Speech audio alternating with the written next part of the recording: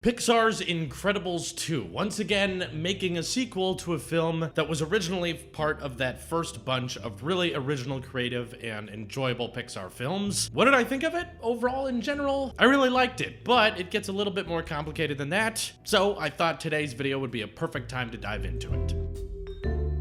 So before I go off into a little bit of my nitpicky things, I'm not saying it's a perfect film, but there is no perfect film. Let's definitely highlight the good parts, what I liked about this movie. So, for one, this was one of my favorite superhero movies of all time. I was kind of the same age as Dash when this movie came out, so it's very nostalgic for me as someone that was a kid during the time of this kid's movie, but it really is more than that. And really talking to my dad got me to realize that it had some very powerful motifs and was able to be a interesting film that was for the family to enjoy, and there was that humor there for kids, but could also be applicable to parents and kind of pull on those heartstrings as well. And I gotta be honest, I was not expecting to like Incredibles 2. Once again, yes, I kind of put down a expectation before going into a movie. I was seeing the Incredibles 2 trailers, and based on the trailers, it looked like they just wanted to flip the roles. Just do the same movie again, except this time, the mom has to go off and save the day, and the dad has to stay home and watch the kids. And there's nothing wrong with that message, it's just not a terribly original way to handle the plot line or go the classic sequel route of, oh, I just can't make time for the kids, but I need to make time for the kids, and it's just that kind of battle. With returning director and writer Brad Bird, they were able to keep things interesting and kind of handle a different idea here. What's different about some of the other Pixar sequels is this one takes immediately after the previous Incredibles movie, literally seconds. Like they pulled the Rogue One here, and somewhere in between this years of making these two different movies, Tony Reidinger was kidnapped and replaced with something else. I mean, just look at original Tony Reidinger and new Tony Reidinger. Not the same person at all. Why is no one well, lots of people are bringing it up, but just kind of weird thing I noticed. It's a joke, relax. But the first very noticeable thing, and I try not to give too much credit for this because it really doesn't have any impact on the story, but to me it was just noticeable. The animation is fantastic. Some of these cinematic shots of Mr. Incredible trying to break into the Underminer's digging machine are just incredible, and it really shows that even though the original Incredibles was not poorly animated, and I think the animation holds up really well, they wanted to do something different and they wanted to raise the bar with the next one. So I don't think it makes the original Incredibles unwatchable. It doesn't make the animation bad in those older times, but it definitely sets the bar ahead with Incredibles 2, given how beautiful the lighting engine is and the detail on just simple things like clothing that you don't notice when you're watching an old movie. So not that it has anything to do with the story, it's just very, very impressive, and I thought I would mention it. But the new message that they try to appeal to kids and adults with is Mr. and Mrs. Incredible want to make sure that their kids grow up in a world where they can decide if they want to be super or not. Will superheroes be looked down upon as they have been for so much of Mr. and Mrs. Incredible's life, or will they be something that's more legal and encouraged, and they will be thanked for their superpowers and not looked at as weird? Something I really liked about the first one is how they handled that Dash really wants to do sports, but of course with the super abilities he can't ever really truly be his best because that would be unfair to the other kids and it's not legal, so he kind of has to hold himself back, which makes for a good comedy act at the end of Incredibles. But when you really think about it, that's a very deep message and a very deep idea to be battling out between the family. You can see why Mr. and Mrs. Incredible would fight about that. In this one, they kind of very realistically are living in a hotel because their house was destroyed and trying to find a new place. It looks like despite the heroic acts of the last movie, superheroes aren't really making a complete comeback. Because of how they handled the Underminer situation, the government sees them as too much collateral. They don't see their side of the story. They don't want superheroes to come back, which to be fair kind of is recycling a lot of the old antagonists' ideas of the last movie, with Syndrome not wanting superheroes to come back, not wanting anyone to be super by selling his inventions. They kind of recycle that into the new villain of Incredibles 2 by saying, you know, the enemy is the superheroes in general, that we're thinking that someone else with superpowers is going to save us, which means that we don't look to protect ourselves. We're always reliant on some other greater power, greater threat, which, let's be honest, for a kid's movie, that is kind of a deep message. That's a really good point. It is a recycled point, but they elaborate on it in Incredibles 2. So by watching the trailers, I was totally guessing that Bob Odenkirk's character, who plays kind of the lawyer, not Better Call Saul, all, but just the CEO of this company that wants to bring superheroes back, wants their message to be positive, wants people to think that they can be good, and change the perspective. And ever since I saw him in the trailers and in the movie, I was like, is he gonna be the bad guy? He looks like he's gonna be the bad guy. He's some businessman. He's gonna be motivated by money, right? This can't just be his good intent. But luckily, they didn't play into that. Don't mean to spoil too much for you, and I know you guys don't like it when I just explain the plot, but I actually miss movies that kind of had just pure characters that weren't necessarily annoying. They were just nice people with good motives, and he's a new character. He wants Frozone, Mr. Incredible, Mrs. Incredible to all come back, but he's looking at it from a logical point of view. And I personally am a big fan of the actor Bob Odenkirk, so I was into this role anyway just because I'm such a big fan of Better Call Saul, and I should probably make some videos about that later. But regardless, this debate of Mrs. Incredible needs to be the flagship superhero that brings superheroes back into the sunlight because she has the least amount of collateral is a very logical and also very refreshing take on the franchise now that Mr. Incredible, who left in the last movie, now has to stay at home. I liked that dynamic because I really enjoyed watching The Incredibles with my dad, and while I may look at my dad as a superhero, it's important in this movie to keep everyone grounded and keep in mind that even if you have the super strength and even if you have the superpowers, raising kids is always going to be a challenge and a trick, and Mr. Incredible gets a lot closer to them in many different ways, both with Dash and his math homework and with Violet and boys. I think those are very relatable topics, and if you're making a family movie, that's a great place to start it from. It's not exactly like making a sequel like Toy Story 3 where they tried to space out the disc. It's not exactly like trying to make a sequel like Toy Story 3, which had the same amount of space between 2 and 3 in the actual storyline, because the people who enjoyed Toy Story 2 were kids who were now going to college when Toy Story 3 came out, so it was kind of applicable there. Whereas this is not trying to have that big distance there. They're not trying to handle the different message of like, now the kids are grown up, which I think kind of would have been the natural thing to do, what everyone is expecting. And I'm glad that Brad Bird said, no, I think there's a story that can be told in the same timeline right after the last movie, while still not exactly closing things off entirely. So now I'm going to get a little bit more into spoilers, so I don't want to ruin anything for you. If you haven't seen it, please go watch it. But now let's get into the endings. So the main villain of the film that they keep running into, even though Mrs. Parr is trying to find people who hijack a train and do standard superhero stuff, but they keep finding out about this character called the Screenslaver, which really had some interesting monologues, telling people that all they want is fake things because they are tied to the screen. All they want to watch is this screen, which you are watching right now. You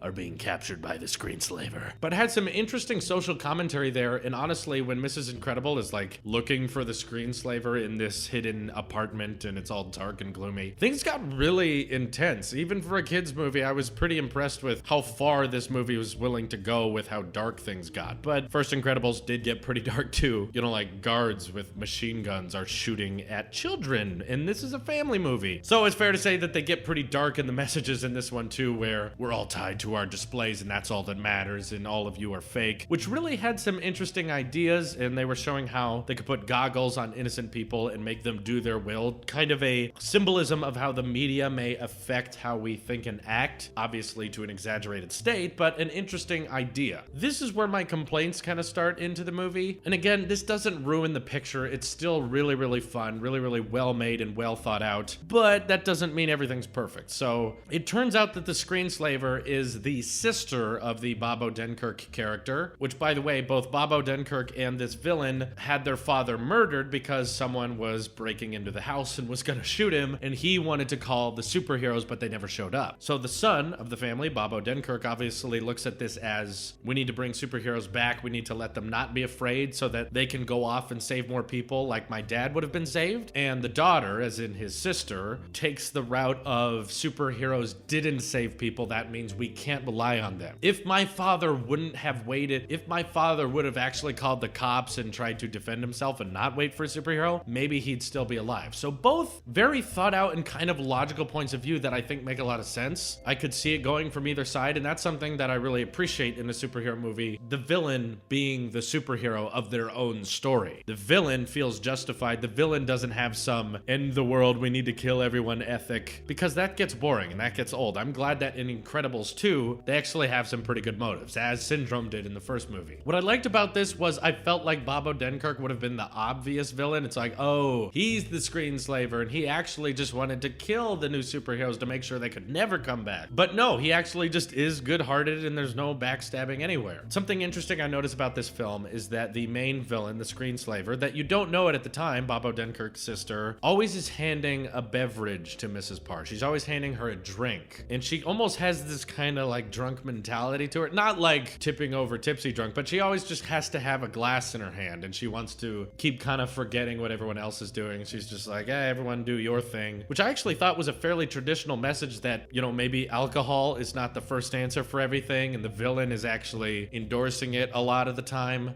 always handing it to Mrs. Parr like, hey, don't think too much, because I'm gonna win in the end. Obviously, I have no hate towards you if you enjoy drinking. I'm just saying there's a little detail like that that I thought might have had a bigger message involved in it. Maybe it didn't. Perhaps I'm overthinking things. That's entirely possible, but I just found it kind of odd that in a kid's film with like superheroes, that this is animated, they're just handing each other like scotch all the time. They're like, drink up, drink up. So it's interesting that they surrounded the villain with that. They also highlighted in this movie that there are other superheroes in the universe with their own unique powers, which I thought was kind of cool. A little bit distracting, but played well in the climax of the film when those other superheroes get taken advantage of with the goggles on and turn into the bad guys, which I thought was creative because it means that the kids now have to work their way out of the situation, similar to what they did before. But the ending of this movie I found fairly weak because it kind of stretches into formulaic. They get the goggles off of them. There's no more evil Mr. and Mrs. Incredible or Frozone. They're actually back, and very quickly they're able to stop the main villain from crashing this boat into the city. And they kind of use the exact same music from the finale of the first one, you know, where he goes, hey, Zone, and then they laugh, and it's like, hey, we figured it out. They did the kind of exact same template at the end of this movie, which kind of made me think, yeah, now it's turning into a slideshow. Just like Phil, happy shot here, family shot here. There we go, we're all done. Again, didn't ruin the movie. It just started to feel a bit more formulaic, like, yeah, I'm in the movie again. Sort of like the funny, like, where's my super suit moment that we got in Incredibles? They bring it back in this one where he's like, I gotta go, and his wife says, you better be back ASAP. Just kind of rehashing a lot of the same things. A little bit too much in my opinion. They could have scaled down on the references, but it's not like they make a new Incredibles movie every year, so I'm okay with it. Overall though, really enjoyable film. I'm glad that this was not a cash grab sequel. I know it's a very cliche thing to say, but it definitely did not recapture, I think, the beauty of the first one. For one, just because it was original, and whenever you're making a sequel to something, it's very hard to top what you've created with this universe. And I also liked a bit more in the first Incredibles that the villain was more applicable to every scene of the film. You know, even in the flashback scenes, you had Incrediboy trying to tag along with Mr. Incredible. That ended up being the major villain of the whole movie, and he was in the final scene. Whereas in The Incredibles 2, the prologue kind of sets up the exposition, but the screenslaver had some really unique ideas about how displays take over us and control us. But in the end, just meant to say that, well, superheroes are bad, so we need to get rid of them. So I feel like the movie couldn't decide what the villain wanted to be. Is it commentary on how displays take up too much of our attention, which was interesting, but ended up not mattering. It was just a tool so that she could control other superheroes. And I kind of don't as much care for villains that want to attack the idea of superheroes all the time. If they do make an Incredibles 3, I hope there can just be a villain. Do they always have to be against superheroes entirely? Because that's kind of, like I said, recycling what we got from the first villain. So I think this movie could have used a smidge more of originality, kind of break apart from the first one a little bit, but the first one is very good, and since they model a lot of the second one off of the first one, it results in a very good picture. Some people were asking me to rate these movies, so I would give the first Incredibles like a 9 out of 10, and I would give Incredibles 2 about an 8 out of 10. It's like, this is good. You didn't quite get it as good as the first time, but that was very difficult to do, so I won't fault you for it. Still enjoyable. 8 out of 10 is still a good score, and I'm sure plenty of you out there may think that that's not fair or this one was better. If it was for you, I'm happy for you. It's good that you can enjoy these movies, and some of the more recent Pixar stuff has not been their best work, so I was happy that Incredibles 2 could be an exception for that and show them, yeah, they could still tell a good story. But keep in mind that the thing that made Pixar so great and made Pixar so wonderful was the fact that all of the movies they made were original and we had never seen them before. Bugs Life, Toy Story, Incredibles, WALL-E, they were just kind of interesting new movies that we hadn't seen before, and if Pixar just keeps making sequels to what they've already made, then they're not really being that original plot line that they used to be. hopefully they're still working on things like Coco and Inside Out, original scripts that aren't just extending and kind of redoing what they've already done.